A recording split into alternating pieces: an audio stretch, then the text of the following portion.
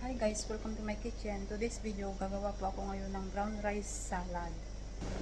Ito po yung mga ingredients. Meron tayong integral na brown rice, saka yung seeds ng pumpkin, nueces, yellow bell pepper, green, at saka red, at saka meron din tayong pipino, at saka dalawang tuna, tatlong itlog guys na pinapakuluan ko na, at saka yung ating brown rice. At meron din tayong spring onion, spring leaves, at saka yung red onion.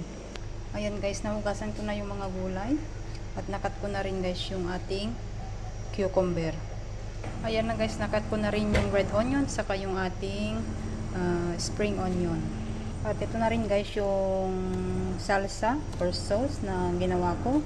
Gumamit lang ako guys ng honey, Dijon mustard, salt, black pepper, at saka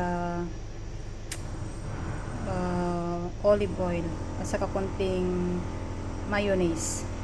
Yan, ilagay ko na guys yung ating tuna, yung ating seeds, at saka yung brown rice, at saka yung sauce, yung dressing. Then mix natin siya guys hanggang well combine. Ayan, ilagay ko na guys yung eggs. Ito na guys yung ating brown rice salad. Thanks for watching. Bye bye.